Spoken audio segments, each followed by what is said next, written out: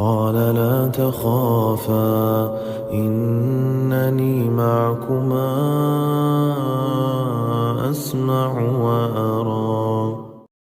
عاملين ايه يا ابطال الحلوين؟ وحشتوني جدا. بصوا، ده كده فيديو على السريع اهم الحاجات اللي انت ممكن تعملها قبل ما تدخل امتحانك بكره، والحاجات اللي انت كمان تعملها في الامتحان. بس قبل ما نبدأ الفيديو ما تنساش تصلي على النبي. اول حاجة في الامتحان ما تبدأش بالمقالي خالص. اولا هيحتاج منك وقت كتير انك تكتب وتفكر في السؤال والكلام ده سيبه في الاخر. المراقب هيفضل يقولك اكتب اي حاجة في المقالي، املي المقالي ده، اكتب اي حاجة في المقالي. مالكش دعوة بالمراقب خالص، تمام؟ ركز في ورقتك بس، ما تسمعش كلامه. المقالي ده اخر حاجة تحلها في الامتحان، لان انت لازما تبقى عارف اللي هو هديت نفسك لما تلاقي نفسك مشيت في الاختياري وكده. تاني حاجة ما تنساش رقم النموذج ورقم الجلوس، عشان دي اكتر حاجة انتوا بتنسوها، وفي ناس كتيرة جدا نسيتها في المواد اللي مش بتضاف.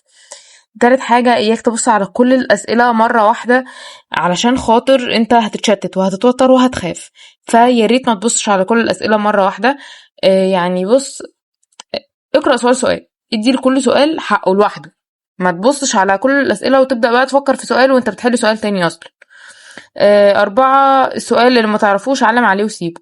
هتفكر في السؤال مرة 2 ما جاتش معاك، علم عليه وسيبه، انما بقى ما تفضلش تفكر فيه وانت بتحل بقى الأسئلة. حد عيط، حد صوت، حد نط من الشباك جنبك، المراقب زعق، دخلت وتفتشته، ما تبصش جنبك، عينك في ورقتك بس. تمام.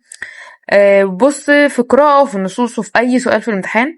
يعني عارف مثلا سؤال القراءة وسؤال النصوص كده هتقابل سؤال محتاج تفكير شوية، بس هو مش هيبقى صعب، ولو لقيته محتاج تفكير فهو محتاج تفكير مع كله، مش معاك انت لوحدك. فعادي ممكن تفكر فيه شوية وبعد كده لو معرفتش سيبه وحله في الآخر. بالنسبة للنحو هتلاقي أسئلة صعبة، اديها وقتها وما تستعجلش وما تختارش أي إجابة وخلاص. وحاول إن انت تستخدم الاستبعاد لو غلب حمارك ومش عارف تحل السؤال أصلا. وإياك تعلم في البابل شيت إلا لما تراجع مرة و2 و3. وياريت ما تغيرش إجابتك في الآخر إلا لو متأكد إن الإجابة اللي انت مختارها دي غلط 100%. تمام؟ اللي هو انت مش شاكك، لأ متأكد، عشان في الآخر هتبقى بتغير الإجابة الصح وبتعمل الإجابة الغلط. وبس كده، سلام.